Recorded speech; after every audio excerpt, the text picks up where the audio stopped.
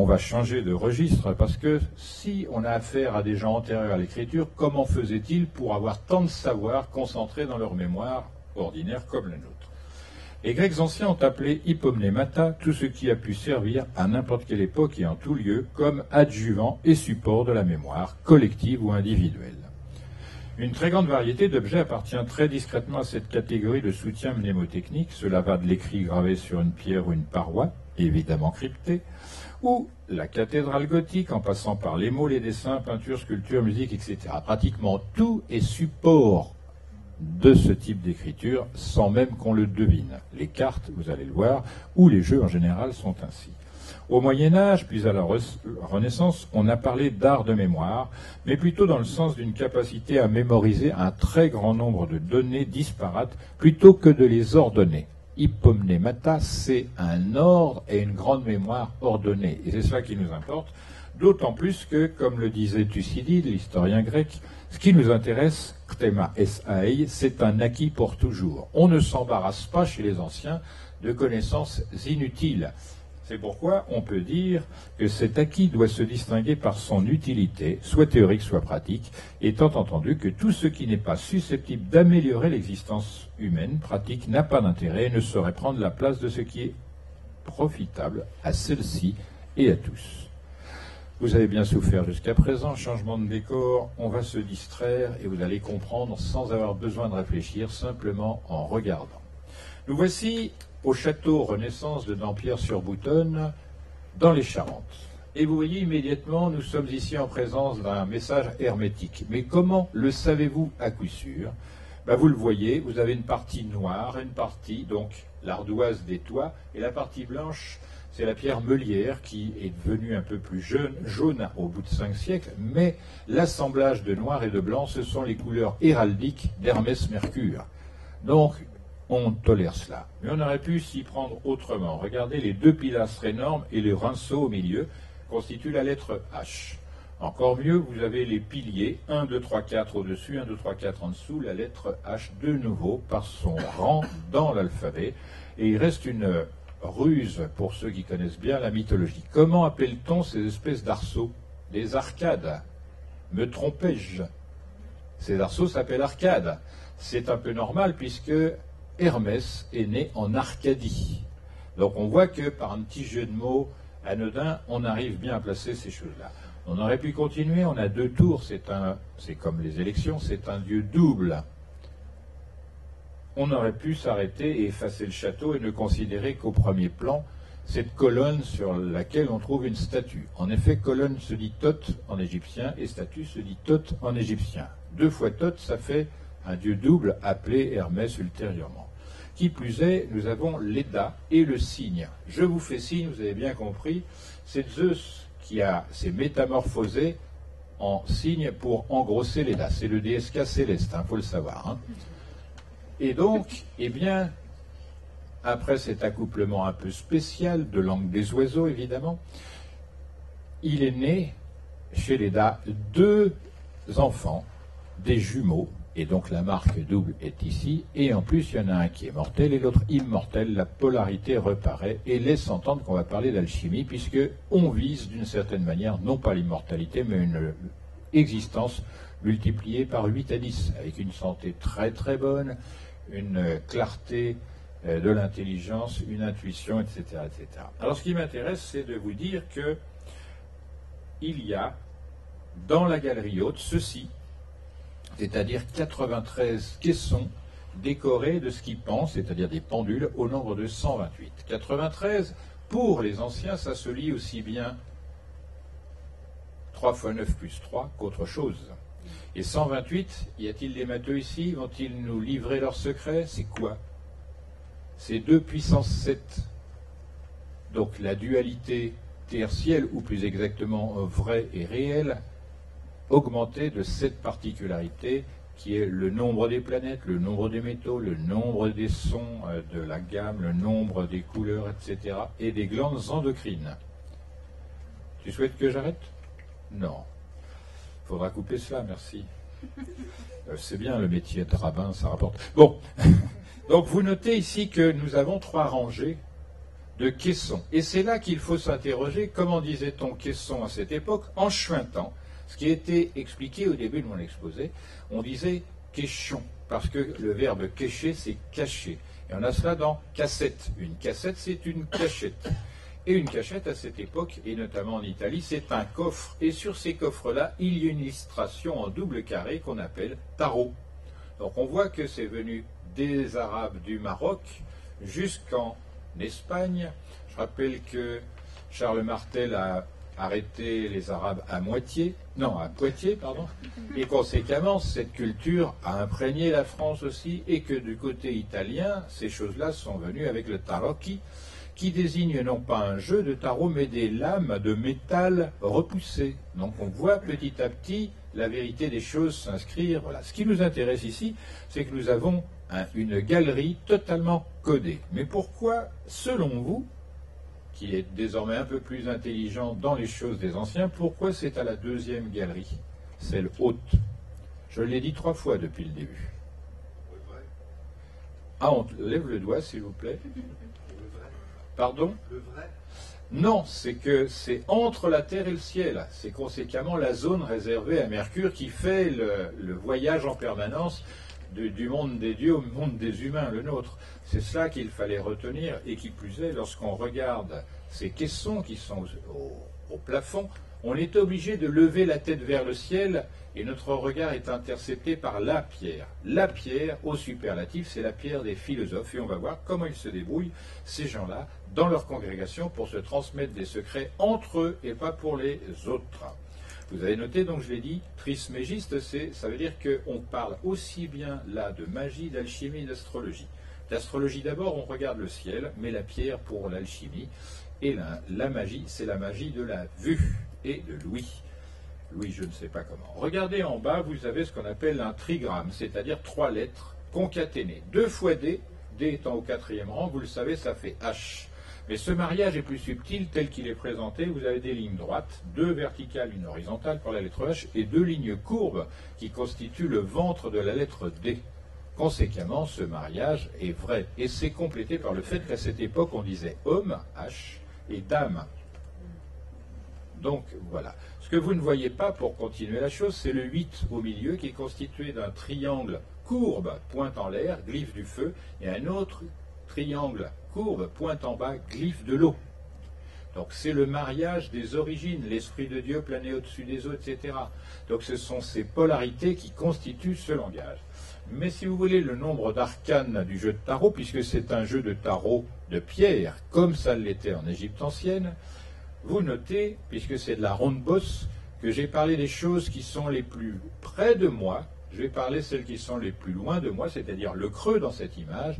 Il y a 1, 2, 3, 4, 5, 6 creux, et celui autour, 7e creux. Donc nous avons 7 et 8 polarisés, un en relief, l'autre en creux, 78. Donc on nous indique ici, et on l'avait vu puisque c'est un double carré superposé là. Est-ce qu'on a en bas la lettre H? On l'a en haut, regardez. Qui parle arabe ici, s'il vous plaît? Qu'il se dénonce. Personne, c'est dommage. Vous allez devoir me croire sur parole. 4 en arabe se dit arba.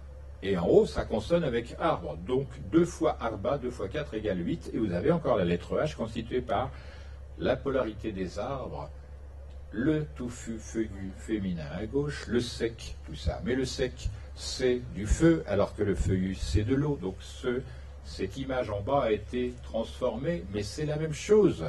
On vous dit, attention, ce qui est en haut est comme ce qui est en bas et ce qui est en haut. Alors ce qui m'intéresse là-dedans, et que vous ne voyez pas encore, parce que vous n'êtes pas habitué, c'est normal que ce soit la lettre H, puisque c'est avec l'H qu'on coupe le bois. Ça marche, la hache pour couper le bois. Et pour faire cet arbre à droite, il a fallu couper l'arbre de gauche. On enlève, on ajoute, on transpose, et voilà. Ce qui m'intéresse, c'est que, également, à cette époque, on ne parle pas seulement de hache, mais d'un même outil qui porte un autre nom qui s'appelle la cognée. C'est la même racine étymologique que cognoscence, connaître, savoir à cette époque. Donc la figuration de la lettre H renvoie à l'intelligence que manifeste Djerouti, Thoth, Hermès, Mercure. Djerouti, il y a la lettre de H dedans. Thoth, il y a 2 fois H dedans. Hermès aussi. Il n'y a que Mercure, tout ça est en train de tomber en eau de boudin, qui ne l'a plus. C'est dommage. Mais on constate quand même que Allah, il a A, c'est le compas, L, c'est l'équerre, donc c'est un bâtisseur. Après, il a de nouveau L, il est bâtisseur, mais cette image est inversée. Donc on a une polarité, et on termine par la lettre H, qui renvoie à la relation entre le haut et le bas. Donc on a vraiment de la géométrie, etc., avec 3 lettres différentes pour 4 lettres, voire 5 écrites. Donc ce sont ces choses-là qui constituent aussi un ésotérisme musulman qu'il serait important de connaître pour à la fois vivifier cette religion qui a des choses à dire et la restaurer dans sa vérité originelle qui est complètement faussée pour des raisons politiques. Bon, continuons, on n'a pas que cela à faire. Vous avez vu donc ces 2 triangles, un point en haut et courbe et un autre point en bas. Celui point en bas, on le retrouve après, au milieu de ces 3 lunes, pas nécessairement musulmanes. Il y en a 4 en réalité, mais on ne vous en montre que 3 pour dire 3 plus 4 égale 7, 3 fois 4 égale 12. Comment cela se fait? Simplement parce que vous avez la figuration d'une lune montante, d'une pleine lune et d'une lune descendante. Ces 3-là, on les voit. Mais la 4e, la nuit sans lune, c'est-à-dire la nouvelle lune, on ne la voit pas. C'est pour ça que c'est ainsi exprimé. Mais on va se dire, mais ça c'est Diane de Poitiers qui signait comme ça. C'est normal puisque le D de Diane est là, mais son nom de lune en grec c'est Hécat avec H et 4 et 3, ça fait... Bon, vous commencez à comprendre, j'espère. On voit que ce qui est à l'extérieur, là-bas, DH, DH, etc., au centre il y a ça, on va trouver l'inverse. Et on va voir qu'on passe son temps à polariser de cette manière, puisque les DDH sont polarisés là-bas. H ici, on va regarder ce jeu de mots en haut à droite. Ce caisson nous présente 4 fleurs et dessus une épée, qu'on trouve dans le jeu de tarot. Mais son nom à cette épée, quel est-il? Le fleuret. Regardez la garde, elle a une partie métallique qui protège la poignée. Ça constitue la lettre D aussi, c'est-à-dire le glyphe du feu. Pour les alchimistes, ce qui est le fer et tout ce qui est arme, c'est la présence du feu, non pas le feu de cuisine, mais le feu céleste qu'ils appellent soufre. Ils vous diront, c'est pourquoi le Christ a souffert, etc., puisqu'on l'a fixé, c'est donc du soufre, etc. Donc ce qui nous intéresse, c'est cela. Vous notez que vous avez la lettre H. Quand vous voyez ça dans une expression, ça doit s'appeler un grimoire. Vous aurez bien retenu. Pas grimaud, grimoire.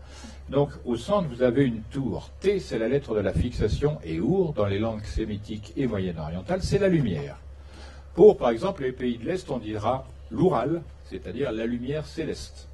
Pourquoi? Parce qu'il y a des aurores boréales et toutes ces choses-là. Donc on voit que cette langue française, mine de rien, on la récupère avec des supports et des éléments sémantiques multiples. On verra tout à l'heure autre chose. Vous avez vu au centre, vous avez la lettre M, la lettre de la parturition. Et là, vous avez encore une inversion. On a mis la lumière en bas pour tour, et en haut, il y a une rosée. L'eau est en haut. Mais rosée, en grec, ça signifie force. Ça signifie simplement que la force utile, c'est celle qui vient du ciel. Ça, c'est déjà exprimé parce que c'est une galerie avec des questions, n'est-ce pas? Et que galerie, c'est du grec. Gala, le lait, ré, tout ce qui coule. Donc on va parler d'un lait qui coule du ciel, évidemment, puisqu'on regarde le ciel. C'est donc ça la rosée des alchimistes. Mais il y a une indication importante là-dedans, parce que cette galerie, elle est orientée justement sous la Voie lactée. Donc ces gens-là ne disent pas n'importe quoi, ils mettent en relation ce qu'on ne voit pas avec ce que l'on peut voir, si toutefois on regarde derrière les choses. Parce qu'au-delà de la galerie, si on regarde le ciel, on voit très clairement que cette galerie est dans l'axe de la Voie lactée. Et la conséquence est importante pour les alchimistes, parce que leur force, forte de toutes les forces, c'est celle-là qu'ils récupèrent dans le ciel. Entre ciel et ciel, il n'y a qu'une petite nuance, mais c'est pour la Lune, évidemment, parce que c'est la Lune qui permet de concentrer cela, et ça seulement. On continue avec, notez bien sur cette tour, il y a une petite porte en bas, une petite fenêtre, et ça ressemble à un sein en haut. Hein. Donc c'est intéressant de noter cela. On regarde la suite et on s'aperçoit que la tour qui était fermée en bas, au centre, est excentrée et ouverte. C'est bien, ça c'est ouvert, nous sommes d'accord, mais nous avons des entraves juste à côté, dedans et de l'autre côté, qu'on appelle verrou. Vous voyez le jeu de mots, ouvert, verrou. Et ces entraves, elles dessinent avec du fer, c'est-à-dire du soufre pour les alchimistes, la lettre S penchée, c'est-à-dire c'est un mouvement. Dedans, elle est horizontale, c'est-à-dire que ce mouvement s'est arrêté, c'est la fixation du mouvement. Et à droite, nous avons la lettre B, verticale, conséquemment, qui dit « Ceci est la maison de l'énergie qui était en mouvement, qui est désormais fixée. » Et il y a 3 pierres, en haut à gauche, plus bas à droite et au milieu, 3 pierres, et la plus haute est très semblable à celle qu'on voit au milieu. Alors immédiatement, l'intelligence des anciens va vous paraître étonnante. Ici, je peux traduire en anglais, mais pour quelle raison ? Je reviens demain. C'est l'analogie qui vous le dit. C'est une chose dans de l'eau. Qu'est-ce qu'une chose dans l'eau? C'est une île. Et en anglais, hill, c'est quoi? Une colline. Donc c'est quelque chose qui émerge et c'est quelque chose... Il y a la lettre H qui est un indicatif. Donc ce qui m'intéresse, il dit, là, c'est de montrer cette pierre carrée. To care en anglais, c'est faire attention à quelque chose, se protéger, être distant, etc. Mais s'enquérir en français, c'est rechercher. Et donc l'injonction qui vous est proposée, c'est recherche, mais sois vraiment prudent. D'autre part, cette pierre, donc, qui est cubique, c'est Koubélé, la nature elle-même, dans l'espace. Les anciens disaient l'eau, chez les Hébreux, on dit Maïm, et le ciel Shamaïm, parce qu'on dit que l'espace est semblable dans son comportement à l'eau. Et en effet, dans l'atmosphère, quand même, il y a de la vapeur d'eau en grande quantité, on peut admettre cela. Donc toutes ces choses sont impliquées là-dedans. La devise Molisei Fidei Quare Dubitasti, c'est une phrase biblique. Ça, c'est la marque de la présence de Mercure, à coup sûr. Pourquoi? Parce que la Bible des chrétiens est l'assemblage de l'Ancien Testament et du Nouveau Testament. Mais mieux que cela, c'est l'Ancienne Alliance et la Nouvelle Alliance. Moi, j'ai 2 alliances. Quand je les mets ensemble, je dessine la lettre H, c'est-à-dire à 8e rang. Vous voyez comment ces choses sont bizarres. D'autre part, c'est déjà le fait d'être un livre, puisque un livre, quand vous l'ouvrez, il a 2 pages, 4 angles par page égale 8. C'est quand même sympathique. Donc ces choses-là sont dites sans dire, montrées sans montrer et cachées sans être cachées. On voit que cette chose-là, par ailleurs, se trouve sur une petite table qui est sur l'herbe. L'herbe est verte, mais herbe. Si vous remplacez B par M, c'est Hermès. Vous avez 3 plantes en dessous. J'espère que tout le monde voit bien. 3 plantes. Et donc, nous avons ici 3 plantes. Il suffit de rajouter E pour avoir 3 planètes. Et je rappelle que notre planète Terre, puisque c'est de la Terre, est au 3e rang, et ainsi de suite. Ce qui va m'intéresser ici, c'est que ce cube est verticalement posé et fixe. Et qu'au-dessus, il est écrit Utcumque, c'est-à-dire de cette manière, en quelque sorte comme ceci, et le listel fait un cercle.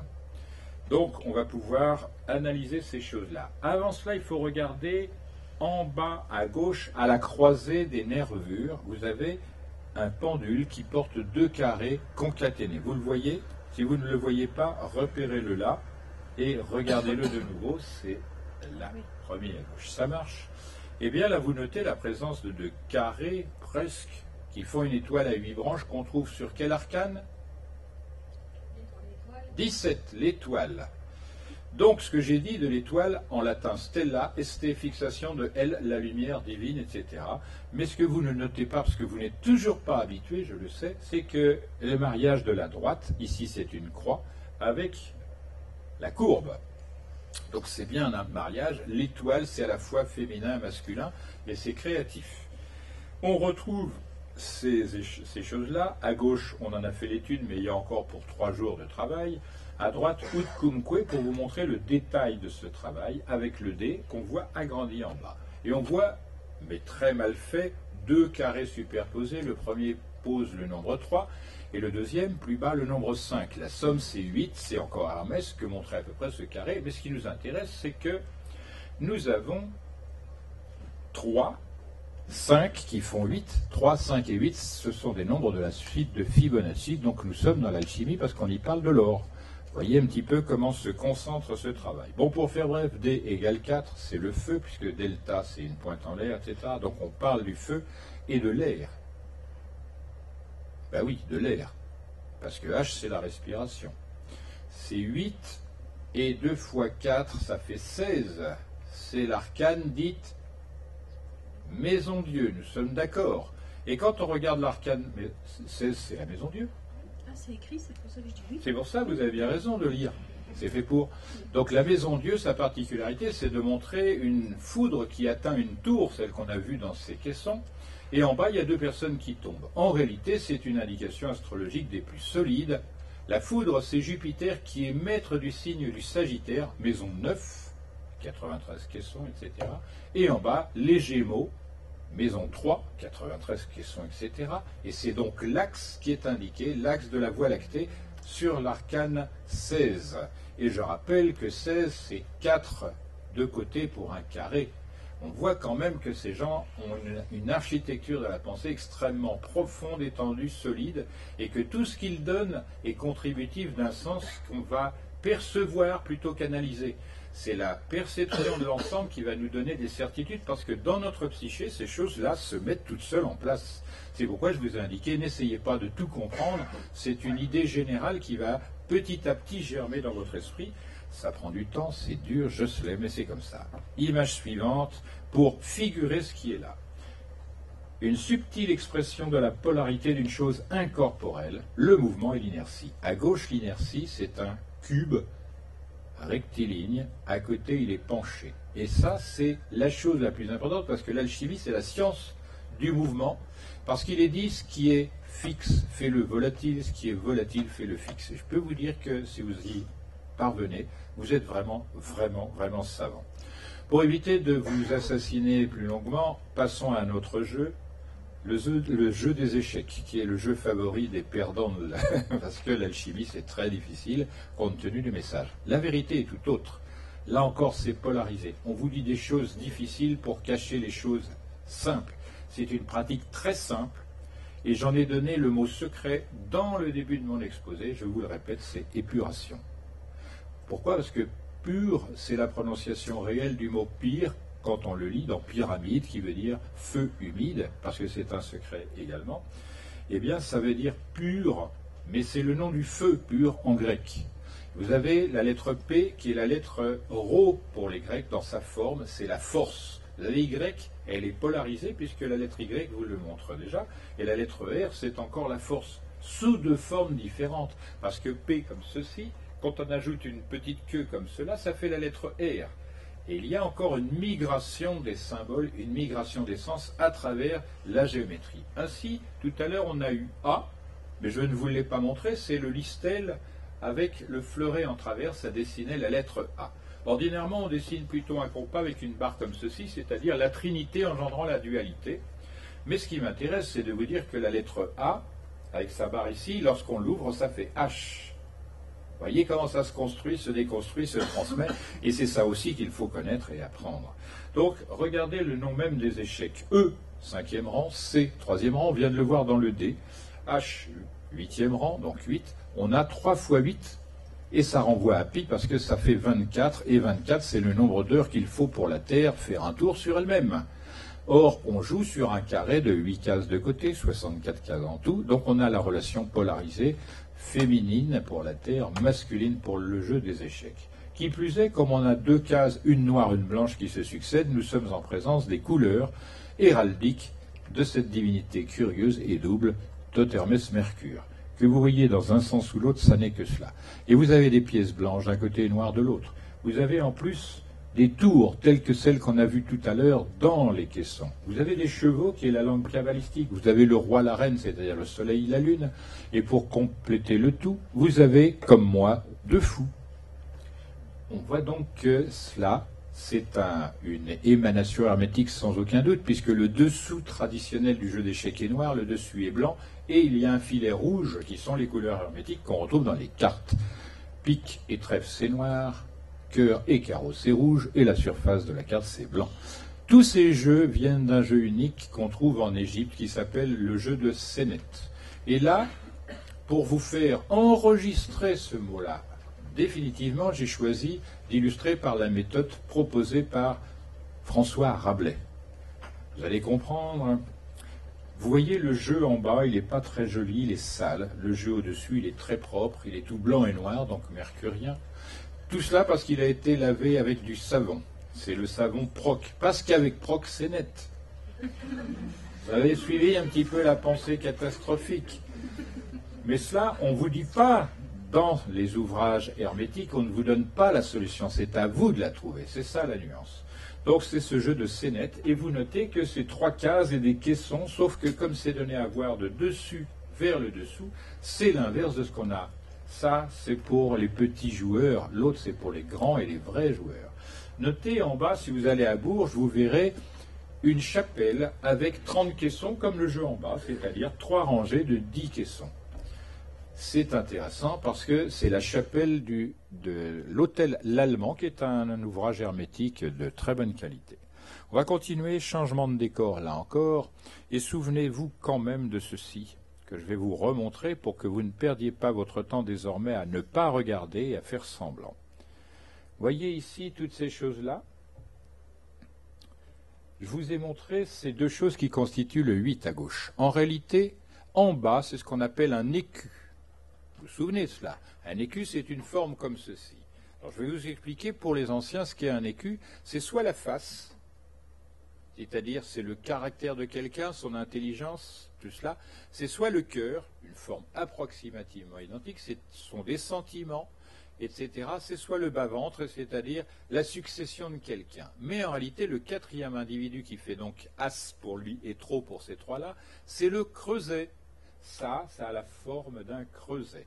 Et là, il y a la résolution pratique d'un problème de pratique alchimique qui est donné, mais que je ne dévoilerai pas avant quelques années. C'est pour dire que le nom même du château que je vais vous montrer maintenant ressemble étrangement au nom ancien du creuset, Crussol. Mais vous l'avez vu, vous avez vu un soleil dans une croix tout à l'heure. C'est ça aussi Crussol. Voyez? Comme c'est une langue qui redouble, c'est normal, elle redouble parce que c'est un dieu double. Nous sommes ici dans les Alpes, aux Avenières, donc le château des Avenières à Cruseilles. La différence, c'est que ça a été construit en 1910 par quelqu'un qui n'a rien à voir avec le Maroc, rien à voir avec l'Égypte, rien à voir avec l'Italie, l'Espagne, l'Allemagne, tout ça. Il est originaire d'Inde. C'est un fils de Maharaja qui a fait des études d'ingénieur hydraulicien et qui a voulu se construire immédiatement. Vous savez que c'est hermétique. Pour quelle raison? Parce que vous voyez des arcades, vous voyez la lettre H avec deux tours qui attrapent la lumière et, avant c'était les rinceaux, là c'est directement une bande passagère entre les...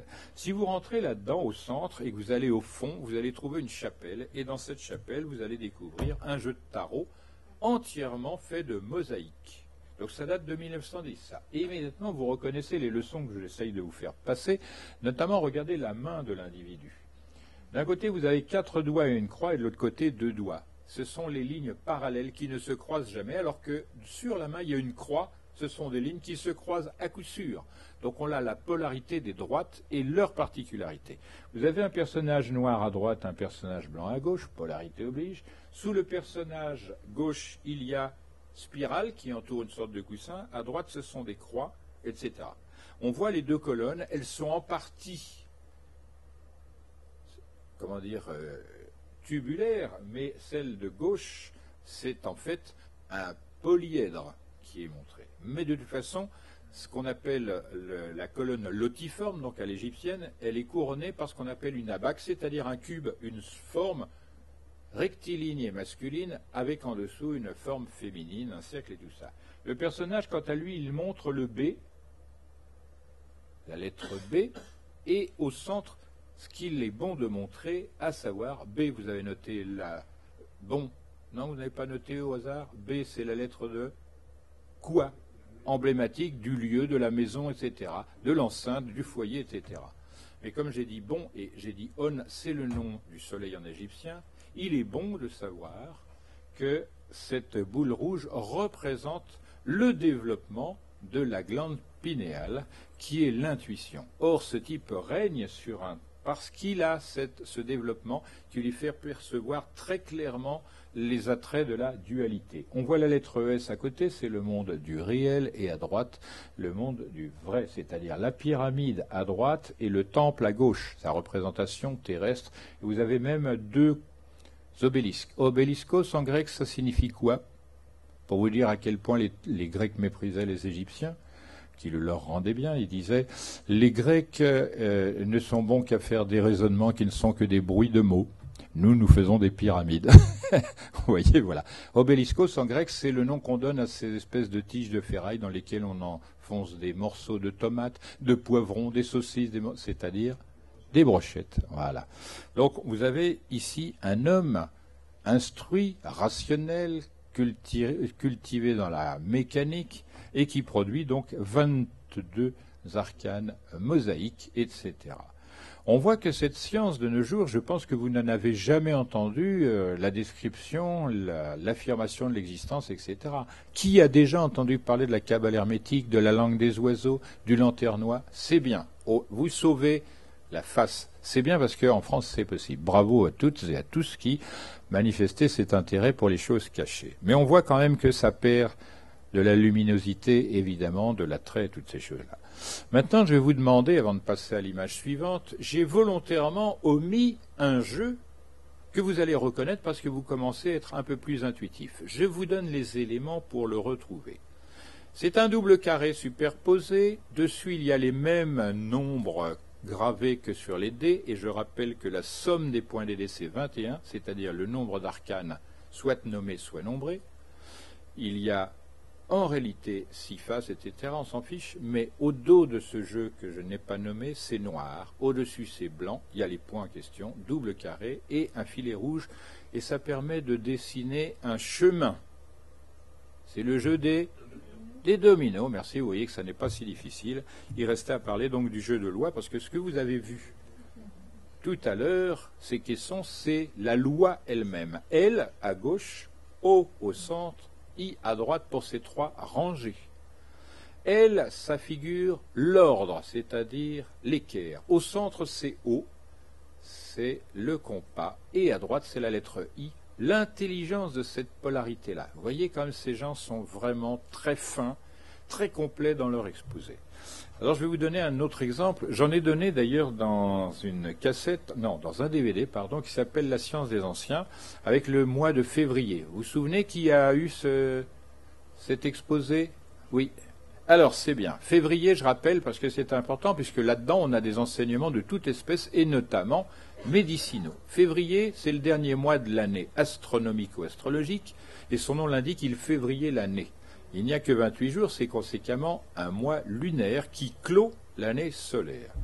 La lettre F, on va lire février en acrologie, selon une méthodologie toute égyptienne, la lettre F désigne le foie, qui est en haut à droite.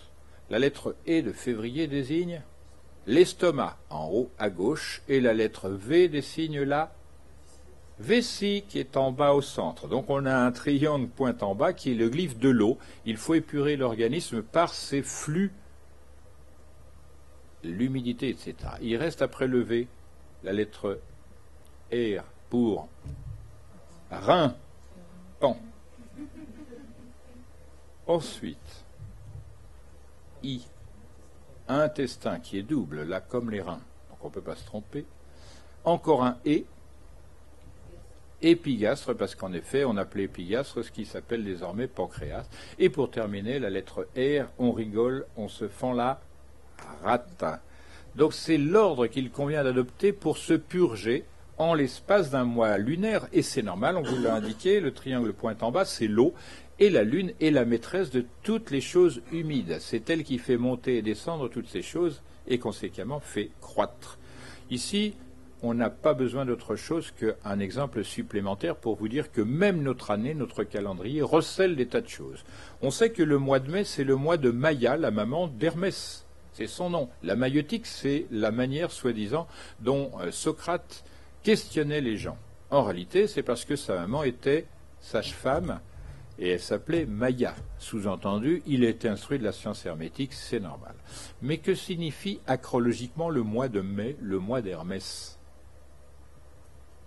Je rappelle que pour le dictionnaire Qui est Flammarion, Tot Hermès Mercure est un dieu du temps. C'est normal, c'est la planète qui circule le plus vite, je dis bien la planète, la Lune étant un satellite. Eh bien, en effet, avec Saturne, Mercure se partage la division du temps. Pour les événements rapprochés et intellectuels, surtout c'est Mercure. Mais le mois de mai encore, je questionne, quelle est sa valeur acrologique? M, c'est la mémoire, c'est pour le passé. A, c'est l'attention, c'est pour le présent. Et I, c'est pour le futur, c'est l'imagination. Et ce sont les trois constituants de l'intelligence ordinaire. On ne peut pas tourner autour du pot. Il faut bien admettre que ces gens-là, les anciens, ont codé des choses qu'ils ont disposées un peu partout sans qu'on le voie. Et encore, ça, c'est vraiment la surface, c'est le cours débutant, si vous voulez. Continuons en disant que l'oie, elle se développe, certes, comme ici, de manière horizontale ou parallélépipédique, ou rectangulaire, on s'en fiche, ou spirale, c'est-à-dire un peu plus féminine, ou les deux.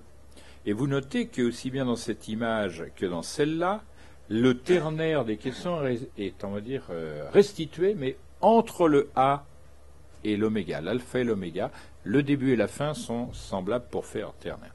Ça tombe bien puisque vous disposez de trois qualités intrinsèques qui sont l'intuition, l'intelligence et la sensibilité. Si j'ajoute en plus la culture, ça fait de nouveau as pour la culture, trop pour l'intuition, l'intelligence et la sensibilité. Vous voyez que cette manière de coder est très puissante. Et encore, nous ne sommes même pas au quart de mon exposé. Non, rassurez-vous, ça devrait aller mieux. Ce qui m'intéresse, c'est de vous montrer comment il faut procéder grâce à ça qui permet de découvrir. Je vous ai dit, ce qui m'intéresse maintenant, outre vous transmettre des choses, c'est faire travailler cette zone limbique qui fait que le mariage entre l'homme et la dame intellectuelle puisse se faire parce que ça devient, après, une source de créativité.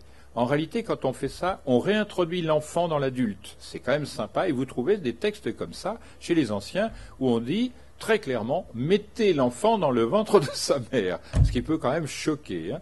Bon, et bien ça veut dire qu'on est obligé, pour avoir cette intuition particulière, qui fait saisir le sens à travers les formes géométriques, les nombres, les lettres, les codifications, ce genre de choses. Je rappelle qu'il y a deux opérations pour comprendre. La première, c'est l'observation. La deuxième, c'est l'interprétation, qu'on dit herméneutique, parce que c'est mieux. Maintenant, il y a trois principes à suivre. Nous, modernes, nous avons 48 disciplines scientifiques et personne ne serait capable d'essayer la moindre synthèse là-dedans. Pour les anciens, c'est très simple. Il y a trois voies qui sont exposées également au plafond de la galerie haute de Dampierre, à savoir la loi de création, la loi de maintien et la loi de transformation. La création, c'est pour l'alchimie, le maintien, c'est pour l'astrologie et la transformation, c'est pour la magie. Ça ne veut pas dire que ces trois disciplines soient complètes chacune dans son domaine, parce que selon les anciens, la réalité c'est que dans la magie, il y a un peu d'alchimie, un peu d'astrologie. Dans l'astrologie, il y a un peu d'alchimie, un peu de magie, et dans etc., etc. Donc en réalité, il y a une unité ternaire, comme dans notre culte chrétien, on dit le Dieu infini, etc., le Père, le Fils, le Saint-Esprit. On ne comprend pas ce que ça veut dire, certes, mais on continue. Donc maintenant, rappelez-vous, on a deux référentiels. Le premier, c'est le ciel, référent ciel, à savoir le zodiaque, les zodiaques, l'astrologie en général, et le ciel tel qu'il est composé. Ensuite, nous avons le nombre. Et là, vous voyez des figures qui apparaissent dans des bouquins du XVIIIe siècle, et à gauche, ce qu'on appelle la tétractys pythagoricienne. 1 au premier rang, qu'on a vu tout à l'heure dans le fameux triangle. 2. Alors 1, c'est l'origine de la lumière. Alors il y a une erreur à relever. Nous, on appelle lumière ce que les anciens désignent par le nom de clarté. La vraie lumière, pour eux, elle n'a ni forme, ni dimension, ni poids, ni caractéristiques particulières.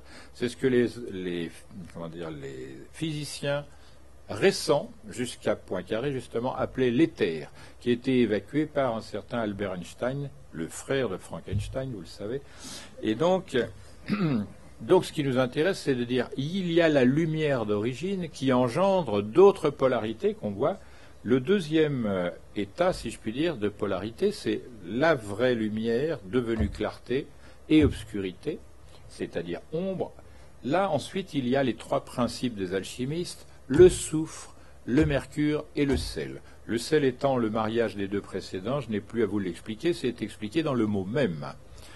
Mais il reste ces 4 nombres dont la somme 1 plus 2 plus 3 plus 4 fait 10. C'est donc la lettre D renvoie à cette tétractys. Elle propose l'ensemble de la doctrine alchimique, pour ne pas dire autre chose. Et vous voyez, ces 4 derniers nombres sont cooptés par les éléments. On va les retrouver. Le feu, l'air, l'eau, la terre. Et à droite, ce que vous aviez vu dans les tarots sous une autre forme, point, ligne, surface, volume.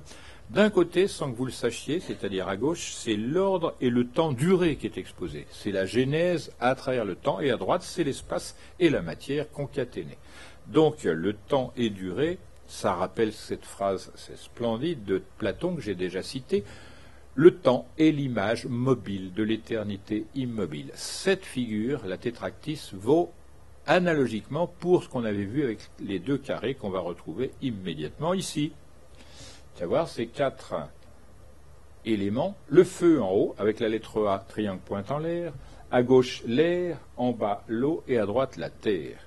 Donc le feu, il a 2 qualités, puisque lui aussi est polarisé, chaud et sec. Le chaud, il l'a en commun avec l'air, qui est humide et chaud, alors que le sec, il l'a en commun avec la terre, qui est sèche et froide, et humide et froid, c'est le lot de l'eau. Vous voyez comme je m'amuse. Bon.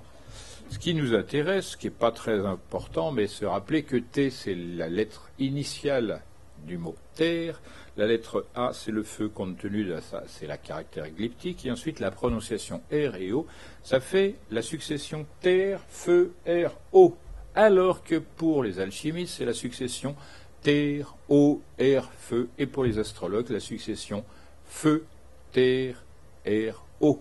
Or, ces 3-là se partagent l'univers entier. C'est ça qui est sympathique. 4 fois 3, 12. Ça aussi, ça justifie la présence de 12 signes dans le zodiaque. Je rappelle que 12, c'est 1 et 2 côte à côte, mais c'est inversé, c'est 21, le nombre d'arcanes nombrés ou le nombre d'arcanes nommés. Donc on va continuer pour dire, et ça a été montré tout à l'heure avec la lettre S, que ces éléments mutent sans cesse les uns dans les autres, comme ceci. Le feu devient de l'air qui se dégrade en eau, qui se dégrade en terre, qui se remonte, etc. Notez qu'ici, que nous avons en bas, si on change de référentiel, on transpose, nous avons le dieu Pluton, puisqu'on sait que Pluton est une terre avec un feu qui est un trésor au centre de lui. Si on regarde à gauche, c'est Neptune, et à droite, c'est qui le feu? C'est Zeus avec foudre. Et conséquemment, air au-dessus, tout au sommet, c'est qui? Le dieu de l'air, c'est Mercure, Hermès Mercure. Vous voyez un petit peu la manière dont on pourrait exposer les choses. Vous reconnaissez ici notre grande pyramide de Gizeh vue du dessus, et vous avez le matin la figuration même de ces éléments, mais sous un autre aspect. Le matin, c'est chaud, c'est l'est. L'après-midi, c'est vraiment brûlant, parce que le soleil tape à partir du sud. Le soir, c'est tiède. Tout se rafraîchit, et la nuit, c'est froid. Donc, si vous avez envie de transposer, ne vous gênez pas. Et on retrouve le profil de cette pyramide, sauf que maintenant, on est dans la vie sociale des hommes. Pardonnez-moi, je vais reprendre la méthode de Rabelais, François Rabelais, pour dire que les opinions, qui est située en bas, 4, c'est comme le trou de balle, tout le monde en a. Aucun intérêt. On sait que, comme le dit Shakespeare, classe au-dessus, du point de vue littéraire, l'opinion est reine du monde. Ça veut dire que les opinions, ça n'a aucune espèce d'importance. Il faut se référer au ternaire à partir des faits. C'est ce que j'ai présenté dans mon film. Par les faits, on remonte aux lois, et de la loi, on remonte aux principes. Le principe des anciens est radicalement opposé au principe des modernes en matière de science. Pour les anciens, le centre de la science, c'est protéger la vie, et par conséquent, sous toutes ses formes, et l'homme en particulier. C'est pourquoi c'est cette science qui a la charge de vous dire « Attention, il y a une échéance bientôt, il va falloir vous préparer, vous secouer, sinon, hop là, c'est comme les blés, ça coupe, et après, il ne reste pas grand-chose. » Donc, c'est le principe opposé des modernes, puisque les modernes s'acharnent à faire de l'agroalimentaire pourri, du pharmaceutico-chimique pourri, de la guerre nucléaire, biologique, chimique pourrie, etc., au lieu de donner un effort continu vers l'amélioration des conditions d'existence, tant en quantité qu'en qualité. Les anciens, ils disaient, la vraie science, c'est celle qui permet de durer dans le bonheur, oui ou non. Donc le centre de leur action, ça a été appelé dans la Bible l'arbre de vie, et nous, c'est l'arbre de la connaissance du bien et du mal. On a encore un sacré bout de chemin à faire pour se sortir de là. Vous avez noté donc en bas à gauche, vous avez le tétragramme, c'est-à-dire le nom divin chez les Hébreux. Vous avez Yod en haut, c'est une petite flamme, c'est le feu. Ensuite, vous avez H, c'est l'air dont on sait qu'il est expiré et inspiré. Seulement, vous n'en voyez que la moitié, parce qu'en bas, c'est le réel, et au-dessus, c'est le vrai, et on ne le voit pas. Après, vous avez une autre lettre qui s'appelle WOW. C'est en réalité le WO de water pour les Anglais, ou le V de Wasser pour les Allemands. Donc c'est la lettre intermédiaire entre U et V qui nous intéresse, et ça désigne évidemment l'eau. Et le dernier terme, qui est encore He, l'autre expiration, eh bien, ce sont des jambes, c'est-à-dire la terre, parce que les jambes marchent sur la terre, et ainsi de suite. On n'a pas besoin de montrer le corps, c'est la fonction locomotrice qui est désignée. Revenons à Yod, c'est le nom qu'on donne à cette lettre, pour s'apercevoir que I, c'est le diamètre du cercle O, et D, c'est ce diamètre et ce cercle ensemble. Je vire les 4 éléments à la fin, c'est-à-dire le D, qui est le feu aussi, il reste I et O, c'est-à-dire une droite, stérile et masculine, un O. Merci. Mais en réalité, en italien, ça se dit io, moi. C'est comme ça que signait Léonard de Vinci. Et souvenez-vous, son personnage Jean est ni homme ni femme, ou les deux. Donc, et Yan, Io et Jean, c'est le même mot. En plus, puisque ça intéresse des gens qui se passionnent pour les extraterrestres avec de certaines raisons, il faudra noter que Jean, c'est le même mot que ange et géant.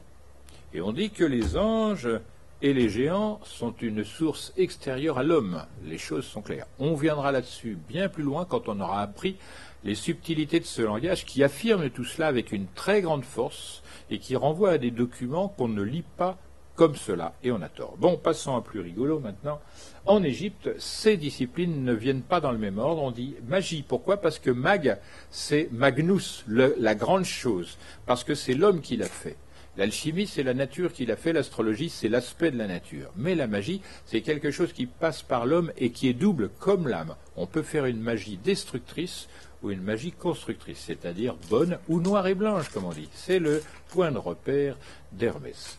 Donc, je n'en parle pas parce que c'est beaucoup trop dangereux. J'avais essayé mais les résultats peuvent être catastrophiques. Je ne veux pas avoir quelque chose à supporter en plus. Donc, magie, pour commencer, c'est mag de Magnus, mais magne de magnétique, parce que là, c'est polarisé, c'est la science de la polarité par excellence. Ensuite, alchimie, ensuite, A, accent circonflexe, le AS qui vient dessus. C'est circonflexe, comme dans âtre et astre, qui sont la même chose. L'âtre, c'est un feu terrestre, alors que l'astre, c'est un feu, et entre les deux, il y a l'être, parce que estre, c'est l'ancêtre du verbe être. Et ça se trouve dans le château de Dampierre, c'est affirmé très clairement. L'étoile se lie de la même manière. Un astre et un être, c'est la même chose. Les anciens disaient, ce qu'est l'étoile à l'extérieur, l'homme l'est à l'intérieur. Et souvenez-vous, la transsubstantation, l'histoire du mont Tabor, où le Christ devient éclatant de lumière, comme un certain personnage appelé Krishna chez les hindous, eh bien c'est la manifestation de cette particularité. Nous sommes faits de lumière, mais on ne sait pas la faire paraître. C'est un travail intéressant. Donc vous avez noté magie, alchimie, astrologie, et enfin théurgie.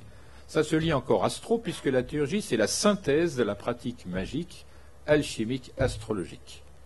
Donc on voit que c'est le ciel qui gère tout ça, c'est-à-dire le vrai qui est en haut. Et on le lit par conséquent, le M de magie, le A de alchimie, le A accent circonflexe d'astrologie et le T de théurgie, ça donne le nom même de la déesse Maat chez les Égyptiens, déesse des équilibres, de l'harmonie, de ce qu'on appelle homéostasie avec H, c'est-à-dire un truc dynamique. Vous notez qu'elle a les ailes en une seule fois et horizontalement, alors qu'Hermès, lui, c'est en deux fois, c'est le monde du fragmenté et donc de l'intelligence. Elle, c'est le monde réel, continu, etc. Je pourrais continuer des centaines d'heures sur cette manière de faire, puisque je déchiffre toute l'écriture hébraïque, soi-disant kabbalistique réelle, avec ces choses, et ça démontre, et je le montrerai dans la prochaine conférence, que c'est une écriture purement hermétique. On reviendra là-dessus, maintenant il m'importe de vous présenter les éléments dans leur glyptique. En haut à gauche, c'est le feu, parce qu'il va toujours en haut, le feu. Mettez la main dessus, vous allez comprendre. L'eau, à l'inverse, elle va toujours en bas. Elle prend toutes les choses qu'on lui offre vers le bas. L'air, lui, il est diffus, il se balade plutôt vers le haut, même si ce sont des gaz lourds, alors que la terre, lui, il se répand, alors que la terre se concentre et tombe. Donc on a une logique là-dedans, une chose rigoureuse. Notez que leur union harmonique constitue la célèbre quintessence. Et le dessin de cette quintessence, c'est cela, qui n'a absolument rien à voir avec le drapeau d'Israël. Maintenant, vous allez voir que le mot carte, qui renvoie à 4, est extrêmement intéressant du point de vue de la mnémonique. Hypomnémata, c'est-à-dire l'ordre et la quantité des choses. Donc, les 4 types d'individus dans l'univers, il faut bien commencer par l'univers à sa naissance, quels sont-ils ? La divinité créatrice unique, c'est le feu parce qu'elle est toujours orientée vers le haut et toujours en activité, et d'autre part, c'est les fondations de la lumière, l'intelligence et la chaleur, la vie. Donc la polarité est respectée. Ensuite, c'est l'air avec les événements. Vous allez me dire, ah tiens, les événements sont les deuxièmes individus dans l'univers. Eh bien, la Bible le dit ainsi, elle dit, Dieu dit que la lumière soit. Ben, qu'est-ce qui vient avant la lumière? C'est il dit. Et ça correspond à l'air que quand on dit quelque chose, on pousse de l'air de la bouche. Analogiquement, c'est la chose qui est... Et comme c'est une force de création, c'est bien la lettre R qui correspond à cela. Avec l'eau, ce sont les êtres qui sont une complétude en eux-mêmes. On est entier pour nous-mêmes. On imagine qu'on ne peut pas avoir d'autres éléments supplémentaires. Et l'eau, parce que nous sommes toujours en mouvement dans le sentiment, d'une part, on ne voit pas bien en nous-mêmes, mais surtout c'est le domaine des changements de forme. On n'est jamais solide, on n'est jamais entièrement liquide, ça s'appelle l'état colloïdal, pour dire vrai. Il reste la Terre, les choses, donc on a 4 catégories d'êtres. Si je vous avais posé des cols de philosophie hermétique, j'aurais dit, voilà, dites-nous, vous tous, quels sont les 4 êtres qu'on retrouve exclusivement, 4, dans l'univers entier, et je vous dis, je reviens dans 100 000 ans, courage, ça va venir. Donc je repasse par les choses précieuses, et les 4 disciplines ésotérico-hermétiques qui viennent directement, d'après les anciens, de la divinité elle-même qui nous a offert la théurgie par le feu, qui est la somme des pratiques maîtrisées des 3 autres. L'air pour l'astrologie, on regarde les étoiles à travers l'air. L'eau, la magie, parce qu'on est constitué de 75% d'eau. La terre, c'est l'alchimie, puisqu'on a besoin de métaux et d'éléments qui sont dans la terre. On va continuer par les 4 aspects du jeu de tarot, qui a remplacé la théurgie et qui comporte la lettre T pour commencer, qui est la fixation. Et ça se termine par la lettre T aussi pour cette raison. Maintenant, la différence entre le jeu de tarot et le jeu des tarots, vous allez la trouver peut-être? Je ne pense pas. Donc, je vais vous le dire. Je fais comme Sarkozy. Je pose une question et je donne la réponse aussitôt. Je vais vous le dire. Eh bien, tarot au singulier, c'est 5 lettres. Tarot au pluriel, c'est 6 lettres. C'est le rapport entre phi carré et pi, ou encore c'est le nombre 56, etc. Vous voyez que cette subtilité de langage n'apparaît pas dans les analyses de lambda, machin, truc ou bidule. Tout ce que je vous dis maintenant, aucun livre ne le dit. Si, le petit livre que j'ai édité spécialement pour vous. Donc, nous avons les 4 aspects du jeu de tarot. Au sommet des cartes, vous avez le nombre qui figure le feu. Ensuite, en bas des cartes, vous avez le nom.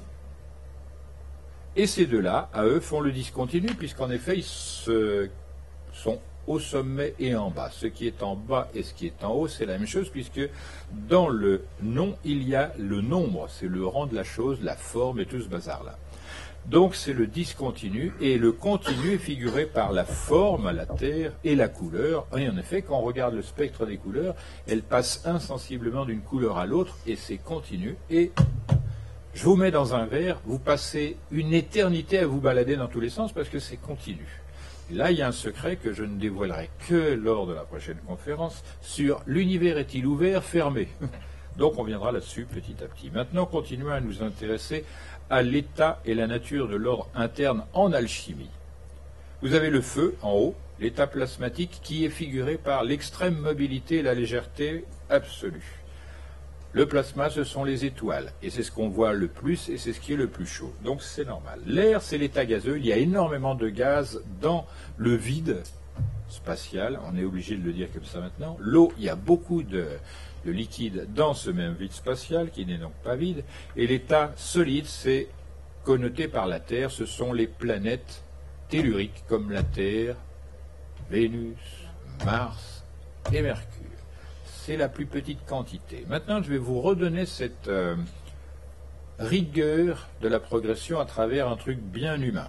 À savoir, la Terre figure la nourriture, ce qu'on mange. Vous restez 2 mois sans manger, tournez de l'œil. Après l'eau, vous restez 1 à 2 semaines sans boire, pouf, c'est terminé. L'air, 2 à 3 minutes, ça peut se tenir, mais au-delà de 10 minutes, rares sont ceux qui résistent, mais ils meurent. En réalité, le feu qu'on appelle, comment chez les hindous, prana, avec la lettre N prononcée là, prana, si on manque de cela, même pas une seconde après, c'est terminé, la décomposition commence. C'est dire que c'est quand même une chose bien. Et vous notez que la Terre, c'est lourd, un peu moins lourd, l'eau, etc. Et le mouvement, c'est pareil, fixité. Donc on a des éléments rigoureux dans leur ordre et qui sont connotés par l'expérience elle-même. On peut faire la même chose dans la magie, c'est moins compréhensible, mais on va retrouver cela un peu partout, discrètement. Le feu, c'est l'état générant. En effet, il faut une vigueur vitale pour faire de la magie qui dépense beaucoup d'énergie. Il faut en gagner. Je donnerai l'exemple, par exemple, des maîtres d'arts martiaux qui ont perdu l'essence même de leur art, parce qu'au terme de leur existence de pratique, l'énergie vitale qu'ils accumulent va décomposer leur propre organisme, alors qu'ils devraient l'offrir pour faire que d'autres vivent mieux. Donc on voit qu'ils ont perdu l'essence même du truc. L'énergie vitale, on ne peut pas la stocker, il faut l'offrir. C'est ce que font les magnétiseurs. On peut former à peu près 5 à 6 magnétiseurs sur 10 personnes. C'est dire qu'on a à notre portée une médecine très très puissante qu'on ne pratique pas. Et c'est dommage. Bon, revenons à des choses moins. Donc l'état concentré, c'est pour la Terre. L'état diffus, c'est l'air, vous l'avez vu tout à l'heure. Et l'état disponible, c'est l'eau. En effet, l'eau, vous la versez, elle est disponible, elle prend toutes les formes qu'on lui donne. Mais ça, c'est difficile à comprendre parce que l'énergie dans l'eau, qui fait la magie, c'est une chose qui ne se comprend pas mais qui se pratique. On doit sentir comment ça se passe et quand on voit le résultat, on est assuré qu'on est sur la bonne voie. D'où la difficulté. Maintenant, la même chose pour l'astrologie. Le feu, c'est l'état créatif. Grosso modo, on décrit comme ça l'état social humain. Donc l'état créatif pour l'eau, l'état réalisateur pour la terre, l'état communicatif pour l'air, puisqu'il se balade dans tous les coins, et pour l'eau, enfin, l'état mnémonique, parce qu'il faut savoir quelle est la nature du passé pour construire l'avenir grâce au présent. On va continuer avec les composés physico-chimiques. On rentre dans le concret. Nous avons, correspondant au feu, l'oxygène, c'est-à-dire en grec générateur d'oxydation, c'est ce que fait le feu. Ensuite, pour l'air, c'est l'azote. C'est un gaz neutre, et en réalité, l'air, il se fout de tout, si je puis dire. Il est composé de multiples choses, c'est pas son truc. Mais l'azote, c'est important parce que c'est générateur dans le monde des végétaux, vous le savez. Et ça fait des explosifs aussi. Donc, pour les gens qui voudraient pratiquer l'alchimie, il faut bien songer au cycle de l'azote. Bon, l'eau, c'est l'hydrogène, comme le nom l'indique en grec, générant l'eau. Et il reste le carbone, qui est une forme du charbon pour la Terre, et tout cela est correct. Vous voyez de léger en haut à lourd en bas, et vous dites, tiens, l'hydrogène est bien plus léger que tout cela. Ça, c'est une erreur pour les anciens, parce qu'eux, ils privilégient la théorie atomistique d'un chimiste anglais qui s'appelle Prout. Alors, c'est sérieux. Prout, c'est pas quelque chose qui sent mauvais, c'est quelque chose qu'il faut aller rechercher. Ça n'a rien à voir avec notre théorie fondée sur une mauvaise interprétation de l'ordre dans la nature qu'on appelle quand même la table de Mendeleïev. Bon, vous notez que l'oxygène, le carbone et l'hydrogène constituent à eux seuls environ 98% des atomes constituant le corps humain, ainsi que l'azote à hauteur d'environ 1,4%. Donc la totalité humaine est à considérer ici. On va voir que ça va beaucoup plus loin, puisque les liaisons physico-chimiques des éléments, qu'on appelle valences en chimie, sont ici. Le feu, c'est hydrogène, et en effet, le feu du soleil, c'est de l'hydrogène, et après, sa première valence, c'est hélium. Et vous notez H et H au début de ces deux mots. Deuxième valence, c'est celle de l'oxygène, qui est double, et sa première accointance, c'est avec un gaz que les dames utilisent pour s'embellir le teint. C'est l'ozone. On a O pour oxygène, O pour l'ozone. On a l'azote, soi-disant gaz sans vie, mais en réalité beaucoup plus vivant qu'on imagine. Je ne dirai pas le secret, mais il en existe à ce sujet. 3 valences, et enfin le carbone avec 4 valences, qui permet de faire tout ce qu'on connaît sous le nom de matériaux plastiques. Et ce que dit Marcellin Berthelot, c'est-à-dire un chimiste de grande valeur en même temps qu'un homme politique, tous les êtres vivants, végétaux et animaux, sont essentiellement formés par les 4 mêmes corps élémentaires, il l'a dit: carbone, hydrogène, oxygène, azote. En d'autres termes, et pour prendre une formule plus satisfaisante, les êtres vivants sont constitués par du charbon uni avec 3 gaz, donc on entend encore as, charbon, 3, gaz, astro. C'est le ciel qui veille, qui sont les éléments, il le redit, de l'eau et les éléments de l'air. Donc on voit quand même que l'intuition de cet homme de science rejoint les déclarations des anciens. Il reste pour quelques images de souffrance à constater que les physiciens modernes, après les chimistes que je viens de montrer, travaillent dans un référentiel général à 4 parties qu'on appelle le système MKSA. Et là, on va lire encore astro, malgré vous. M, c'est pour mètre, référentiel donc dimensionnel. Kilo, référentiel de masse, c'est pour la lettre K. Seconde, référentiel de durée, c'est la lettre S. Et terminé par ampère qui... Alors ces 3 premiers, ce sont des conventions métrologiques, l'une pour la dimension, l'autre pour le poids, l'autre pour le temps, et il reste que ampère, c'est une quantité relative d'énergie. Donc on a trop et as. Encore une fois, vous voyez que c'est assez intéressant. Il y a 2 choses à dire, je n'en dirai qu'une désormais, mais peut-être si vous me questionnez ultérieurement, deuxième partie de... Non, troisième, à la deuxième, ça sera la mi-temps, comme le foot. Donc, il reste à dire que le système quaternaire des forces, selon les physiciens, c'est le feu qui est correspondant à la force nucléaire forte, l'air à la force nucléaire faible, l'eau, c'est l'électromagnétisme, c'est la magie qui est là-dedans, c'est la polarité, notamment dans le comportement liquide des gaz, etc., etc. Et la Terre, c'est la gravitation, c'est celle qui est la plus contraignante et la plus difficile à comprendre. Maintenant, passons à l'homme, c'est-à-dire au vivant, toujours avec ce système quaternaire de rangement très organisé, très simple, composé psychico-physique. Le feu, c'est l'intuition, l'air, c'est la pensée. Les deux permettent le jugement rationnel, parce qu'en effet, je l'ai signalé, sans l'intuition, on ne peut être rationnel. C'est curieux, mais c'est comme ça. Après, ce sont les perceptions irrationnelles, la sensation, prenez une claque, ça fait mal, le souvenir de la claque, c'est ça qu'on appelle un sentiment, peut-être un sentiment d'injustice, etc. Donc, c'est quelque chose d'irrationnel, parce que immédiatement après la chose, elle n'existe que dans la mémoire, voire même dans l'imagination. Il n'y a pas que cela pour le rapport entre sensation et sentiment, puisque le sentiment peut être créé à partir de l'imaginaire. On va pas rester là-dedans, aller plus loin chez l'homme. Les comportements sociaux, c'est-à-dire collectifs dans la section. Tout le monde est plus ou moins comme le feu, décideur, comme l'air, coordonnateur, comme l'eau, documentaliste, et comme la terre, réalisateur, et cela donc en proportion. À chaque fois que vous aurez un projet à faire et qu'il y aurait 4 personnes, tâchez de prendre un décideur, un réalisateur, un documentaliste et évidemment un coordonnateur, ça simplifie les choses. On continue et on voit la philosophie. Alors on se dit, mais la philosophie, ça n'intéresse pas le monde, c'est purement humain, et encore. Et on voit que le feu est connoté par l'idéalisme. L'idéaliste, c'est un type qui va réformer l'univers entier en oubliant de se réformer lui d'abord. Donc on voit que ça ne vaut rien. Le sceptique, Quant à lui, il va tellement hésiter qu'il n'aura jamais de résultat. Est-ce que le socialisme est meilleur que l'impérialisme ou le communisme? On s'en fiche en réalité, puisque comme il ne donne pas de résultat, c'est inutile d'entretenir une pensée philosophique sans utilité. On a le mysticisme, c'est l'inverse de l'idéaliste. Lui, il dit « L'univers est tellement parfait, tellement beau que si j'amène ma médiocrité là-dedans, ça va tout chambouler. Je vais rester, et c'est lui qui va me former pour que je devienne enfin quelqu'un d'universellement correct. » Et le sensualiste, c'est-à-dire le DSK de service, il est dans la catastrophe philosophique, puisqu'il n'a même pas vu que multiplier le stimulus l'affaiblit. Donc plus il va dans les coins, si je puis dire, plus il perd d'activité utile. Donc on voit que ça, qui est la philosophie humaine, n'a pas grande valeur, surtout quand on connaîtra tout à l'heure la philosophie des anciens, beaucoup plus solide, beaucoup plus réaliste et pragmatique. Continuons par la médecine, qui doit traiter en principe pour guérir, c'est ça son objectif, et elle voit 4 tempéraments. Le bilieux, que j'appelle le juste bilieux, c'est presque comme l'idéaliste. Il ne peut pas arrêter d'agir, de contrôler, de donner des idées, des ordres, etc. C'est le type qui, quelquefois, est en bonne santé, et quand il y a la percussion d'un élément qu'il ne peut pas connaître et contrôler, paf, il s'affale. Et physiologiquement, c'est un type qui va vivre en bonne santé jusqu'à 42 ans, et d'un seul coup, paf, terminé, on n'en parle plus. Le sanguin, lui, c'est l'inverse, c'est le jouisseur.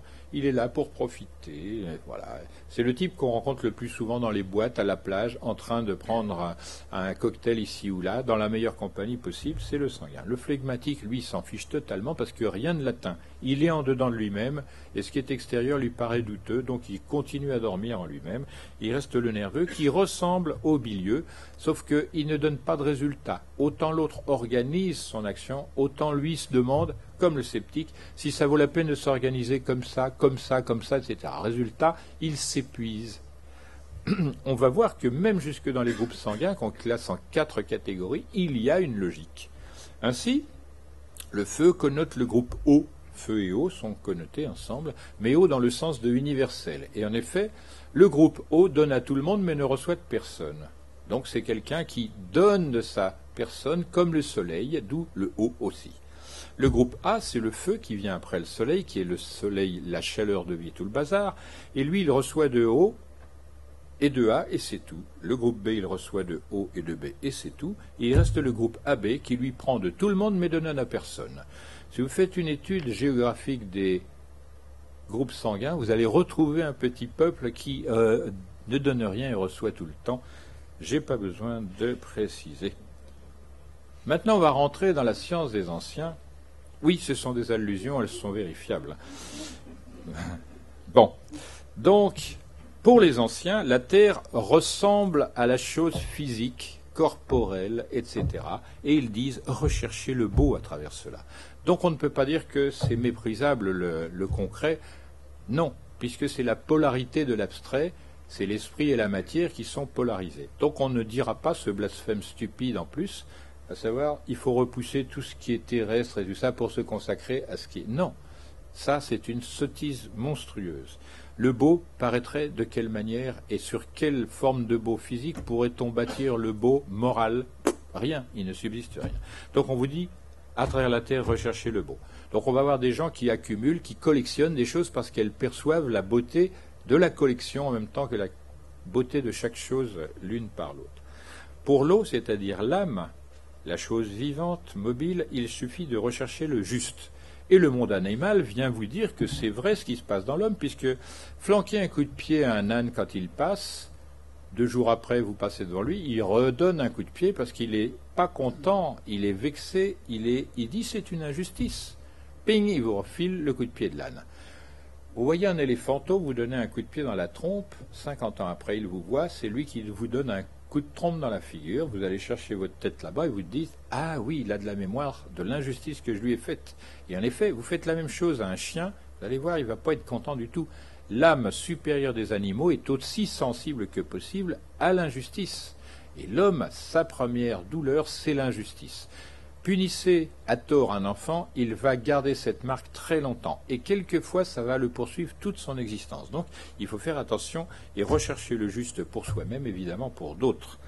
Ensuite, pour l'air, il faut rechercher le vrai puisque ça correspond à l'intellect. C'est en réalité la seule fonction de l'intelligence serait de rechercher le vrai. Donc on recherche le beau, le juste, le vrai, et en dernier lieu, le bon dont je vous ai dit que c'est la maison du soleil. Pourquoi ? Parce que le bon, ça rayonne, ça réchauffe. J'ai une petite phrase tirée des annales égyptiennes qui dit que quand quelqu'un souffre d'un mal d'amour, les conseils ne servent à rien car il ressemble au soleil d'hiver. Qu'est-ce qu'ils veulent dire ces anciens? Ils sont encore frappadingues. Ça veut dire que le soleil d'hiver, il éclaire mais ne réchauffe pas. Vous voyez un petit peu la subtilité du propos. Ils disent, oui, vos conseils, c'est bien, mais ça ne réchauffe pas la personne qui souffre. Ça peut l'éclairer, mais il est tellement dans sa souffrance qu'il ne va rien entendre. Grosso modo, vous perdez votre temps. Voilà. Donc, ça, vous vous souvenez, je vous avais montré un tableau dont j'avais fait une brève interprétation. Vous voyez un type qui était en noir et blanc, col noir, chemise blanche, les mains jointes, et il regardait au loin alors que son Dieu était en train de mourir. Vous vous souvenez ça dans mon exposé précédent. Les mains jointes de la prière, on retrouve ça dans toutes les religions. Ça, c'est la main gauche. Recherchez le beau, petit doigt. Recherchez le juste, annulaire. Recherchez le vrai, auriculaire, majeur, etc., etc. C'est cela. Et vous allez me dire, mais le pouce, le pouce, c'est la volonté. Il faut rechercher activement et à tout moment. Donc c'est bien une main complète qui est proposée, comme les pythagoriciens. Mais eux, ils présentaient la main. Pourquoi ? Parce que intermédiaire entre la pensée et la matière. Il reste l'autre main interprétée. La voici, c'est ce qu'il convient de faire et de rechercher pour s'améliorer et s'épurer. Il faut rechercher, et c'est l'élémentaire, la pureté dans le corps. Ça n'est pas seulement la pureté de la nourriture qu'on ingère, c'est également ce qu'on entend, ce qu'on regarde, ce dont on discute, etc. C'est cette pureté corporelle, celle de la bouche qui ne dit pas de grossièreté, qui n'injurie pas, qui ne déforme pas les termes. Ensuite, il faut rechercher la paix dans l'âme, parce qu'on ne fait rien de bon quand on est en colère, quand on est dans l'injustice, etc. Il faut après courir après la vérité dans l'intellect, comme précédemment, et avoir une action vers le centre, c'est-à-dire le centre, c'est ce qui réunit tout ce qui est contradictoire, et c'est intéressant parce qu'il y a une polarité là encore. En effet, le centre est unique, et tous les rayons, il y en a une infinité autour, tous de même taille. Donc c'est bien cette manière de faire.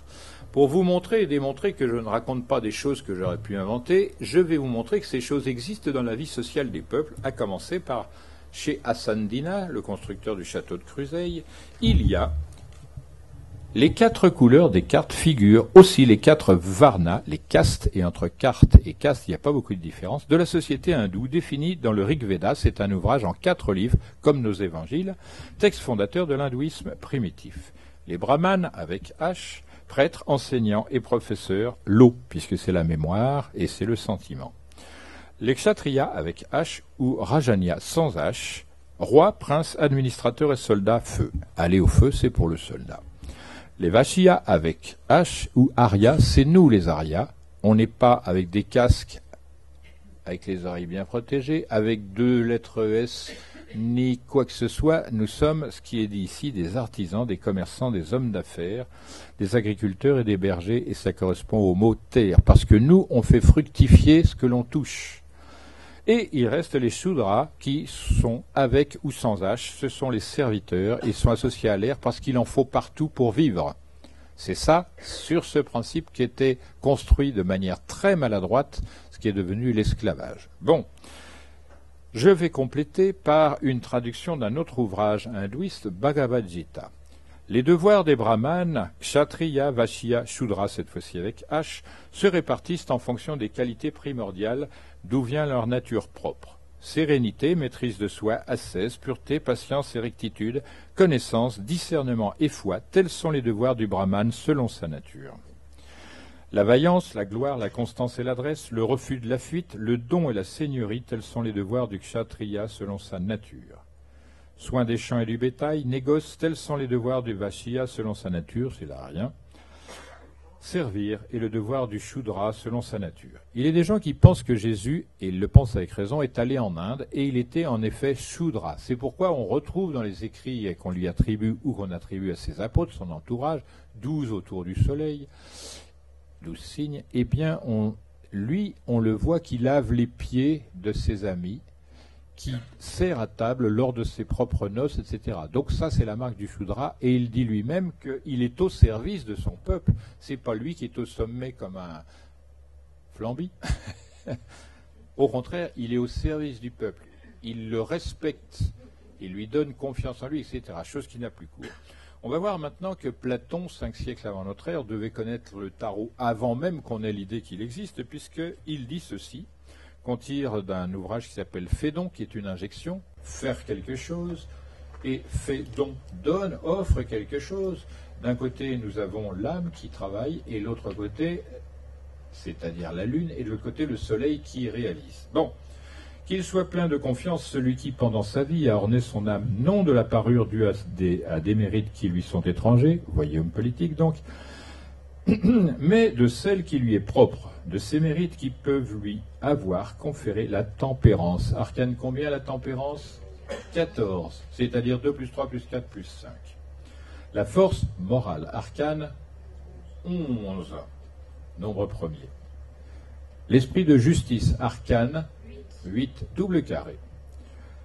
Et la prudence, arcane 9, 3 fois 3, dans la liberté. Et j'attire votre attention, la prudence dans la liberté. En réalité, vous ne disposez pas de liberté, tout juste du libre arbitre. La liberté, c'est autre chose, et quand vous la posséderiez, faites attention, vous seriez jalousé à mort par beaucoup de monde. C'est pourquoi les sages anciens restaient extrêmement discrets, éloignés du peuple qui aurait pu avoir des réactions inappropriées.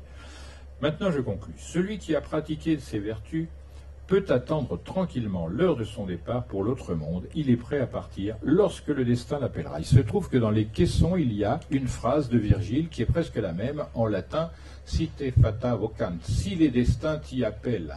Et on voit qu'il y a une succession culturelle, puisque Platon, c'est 5e avant, Virgile, c'est aux alentours de la naissance du Christ. Et donc, c'est venu jusqu'au XIIIe siècle, début du jeu des tarots. Donc ces choses-là sont quand même importantes à noter et devraient avoir orienté depuis longtemps les chercheurs. Il reste à revenir au jeu de tarot et aux arcanes mineurs, parce que c'est le peuple qui est figuré là-dedans. Hauteur visible divisée par 56 arcanes mineurs égale pi en mètres, c'est-à-dire une constante universelle, naturelle, irrationnelle, exprimée dans une valeur métrologique née en 1793 selon certains. Maintenant, hauteur totale, c'est-à-dire visible et invisible, polarisée, hauteur totale divisée par 56 arcanes mineurs égale phi carré en mètres. Or, pi divisé par phi carré égale une relation 5/6. Et on voit que la manière d'écrire n'a pas d'influence chez eux. Ils figurent les éléments constitutifs de leur problème. S'il y a un slash entre les deux, c'est à nous de le restituer. Je vais donner un aperçu de cela très clair. Nous avons François Viette, au moment où se construit le château de Dampierre, vers 1545, qui offre au monde 4 glyphes pour les opérations. Vous avez plus, multiplié, moins, divisé. Plus, c'est fixe. Multiplié, c'est mobile, c'est-à-dire il y a plus grande quantité. Moins, c'est fixe. Divisé, c'est multiplié, si je puis dire, mais d'une autre manière. Et la polarité est affirmée, puisque plus, c'est 2 barres qui se croisent, multiplié, c'est 2 barres qui se croisent, et moins, c'est une seule barre, et divisé, c'est une seule barre. Et on voit qu'il y a une logique là-dedans, que personne n'a voulu voir dans le monde des mathématiques et ailleurs, mais ça vaudrait la peine quand même de s'y intéresser. Maintenant, dernière partie. Il faut réveiller ton voisin, là, s'il te plaît, s'il va s'endormir, le malheureux. Poum poum. Merci bien. Il faudrait profiter de cette partie-là, c'est la dernière.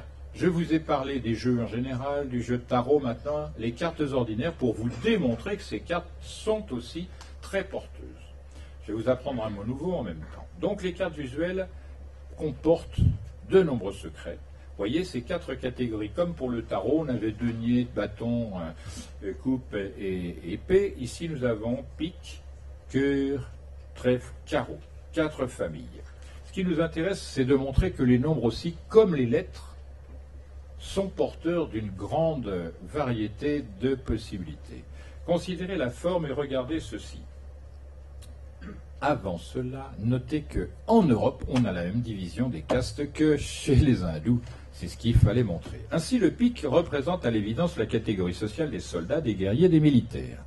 Le cœur figure à l'évidence, là encore, le centre de l'affection, la classe des religieux, des dévots, des prêtres et des mystiques. Le trèfle montre à l'évidence que l'on a ici affaire aux paysans, aux cultivateurs, aux agriculteurs. Et enfin, le carreau donne à entendre, à l'évidence là encore, que l'on parle des terrassiers, bâtisseurs, maçons, artisans, gens de maison et autres serviteurs. On dit d'ailleurs aller sur le carreau de la mine. Donc on voit que ces 4 catégories sont restituées par les cartes ordinaires. Et maintenant on passe à l'autre démonstration qu'on appelle l'utilisation de l'énantiomorphie. Qui connaît ce nom? Personne comme d'hab. Si, c'est bien. Est-ce que vous sauriez l'expliquer? On parle des formes énantiomères dans les molécules où nos 2 mains sont énantiomères, c'est miroir. Oui, mais elles ne sont pas superposables pour autant. C'est ça qu'il faut dire. Alors on va commencer ici. Vous avez le nombre en haut et une barre blanche qui figure un axe. Si vous doublez ce 1 et vous le retournez, comme disait monsieur, très obligeamment, vous obtenez la figure pique en bas. Vous avez doublé quelque chose. Et là, on a encore affaire à de la polarité, nous sommes d'accord, mais morphe, c'est forme. Énantiomère, c'est quand vous avez 12 transformé en 21. Vous avez saisi la nuance, parce que l'univers procède comme ça, et ces choses-là, il faudra bien les apprendre. Donc, le 1, redoublé, mais si on fait un autre axe, on a la lettre M, faire naître. Le 2, vous voyez, l'axe est extérieur et de l'autre côté du 1, vous le doublez, vous allez en dessous avoir un cœur. Le 3, pareil, axe extérieur, on redouble, on a un trèfle. Le 4, 2 axes, un horizontal, un vertical, et on a le carreau. Donc on a la succession carreau, trèfle, cœur, pique, qui correspond carreau au minéral, le végétal pour le trèfle, l'animal pour le cœur, et spirituel ou humain pour le pique, puisque ça monte comme le feu. Donc on a retrouvé les éléments qui tenaient lieu de cases de rangement, comme tout à l'heure. Le minéral, c'est la terre, le végétal, c'est l'eau, parce que des végétaux sans eau, c'est très difficile. Ensuite, l'air, c'est animal. On respire, bien qu'il y ait des animaux anaérobies. C'est bien de connaître ces choses-là. Il reste le feu, voilà. On a fait le tour. Rassurez-vous, on arrive aux dernières images, il n'en reste que 48. Nous espérons, mon association et moi-même, que vous avez compris que le jeu de tarot est un support mnémonique et un véhicule de la connaissance hermétique, que son étude et sa portée sont littéralement inépuisables car il est une expression transcendante de la réalité.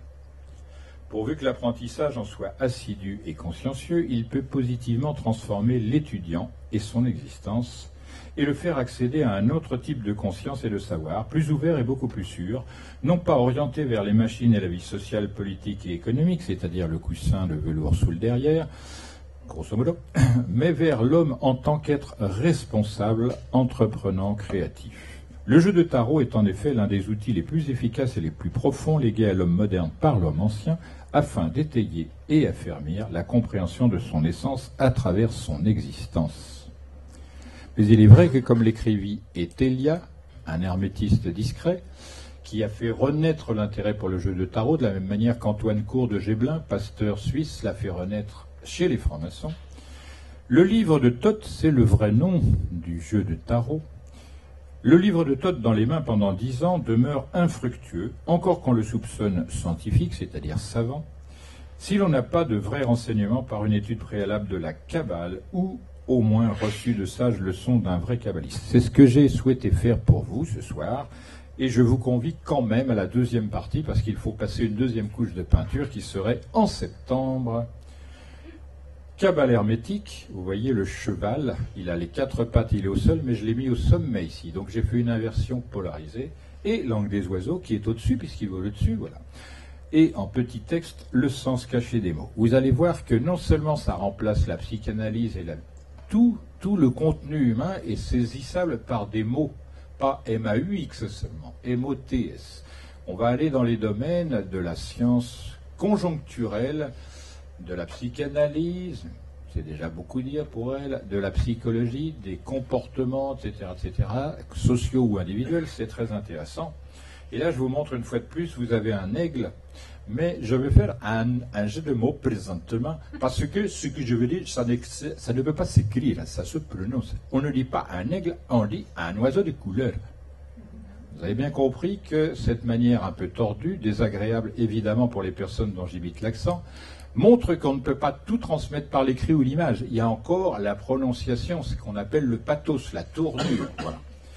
Eh bien, cet aigle, vous le savez, c'est l'anagramme d'Agile, donc c'est la présence d'Hermès qui est ici, et la Kabbale, c'est Koubélé, la nature. Donc on fera ce travail ensemble qui complète, et vous verrez, c'est beaucoup plus étrange que ce que j'ai montré aujourd'hui, et surtout bien plus utile encore. Vous verrez que le nom de Dieu de la Bible comporte les voyelles qui manquent à l'écriture hébraïque, et conséquemment, il va falloir reléguer la Kabbale dite hébraïque à son rang vrai, c'est-à-dire, elle apparaît environ 35 siècles après la Kabbale hermétique d'origine égyptienne, etc. Et elle est beaucoup moindre, puisque ça ne contient que des éléments écrits en hébreu, alors que la Kabbale hermétique, elle va dans la musique, dans la sculpture, dans la peinture, partout. Voilà. Maintenant, je vais achever, non pas vous, mais mon exposé, et je l'ai écrit ici, qui va le trouver. Ben, vous lisez H pour Hugo, V pour Victor, en acrologie, donc je veux pouvoir achever et répéter ceci. Si vous abandonnez, c'est fait, prenez garde. Les charlatans s'y logeront et les imbéciles aussi. Je pense que c'est bien fait. Pas de milieu, la science ou l'ignorance. Première proposition polarisée. Si la science ne veut pas de ces faits, l'ignorance les prendra. Deuxième proposition polarisée. Vous avez refusé d'agrandir l'esprit humain, vous augmentez la bêtise humaine. Troisième proposition polarisée. Je vous montrerai dans ce prochain exposé que des gens tels que Victor Hugo, Léonard de Vinci, Nikola Tesla, dont j'aborderai l'existence en décembre, avec sa science et sa philosophie, ce sont des gens de la lignée hermétique. Ils ne se montrent pas hermétistes, ils ne disent pas « moi je suis alchimiste, je suis astrologue ». Non. C'est leur relation avec la nature et avec Dieu créateur, c'est tout ce qui les intéresse, parce qu'ils sont à la poursuite du beau, Léonard de Vinci, du juste, qui sait, Victor Hugo, du vrai, Tesla, etc., etc. C'est ça qui les motive, c'est cette philosophie extrêmement simple et qui se montre à travers cette figure qui réunit deux choses d'apparence contraire mais semblables. C'est l'exemple qui a été montré par ce jeune homme, à savoir les mains sont d'apparence identiques, mais on ne peut pas les mélanger et les faire prendre l'une pour l'autre. Ça, c'est la leçon de la polarité. Elle est toujours présente, quoi que l'on fasse.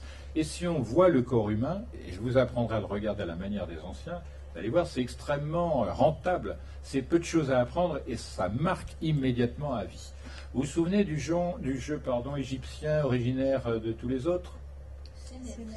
Je vois que ça marche, merci. Donc, il me suffit de vous dire merci pour votre attention, votre patience et toutes ces choses-là. C'est la fin de la première partie. Vous disposez désormais d'un gros quart d'heure de liberté pour vous dérouiller les jambes, aller respirer, prendre du frais, fumer pour les pires, etc. Et je vous propose, si vous avez pour cette deuxième partie qui commence par une vidéo, vous avez des questions, formulez-les s'il vous plaît sur papier et on terminera la rencontre avec cela. Plus c'est précis, plus c'est net comme construction, plus je répondrai avec précision et amplitude. Merci beaucoup. Mesdames et messieurs, Jacques Grimaud.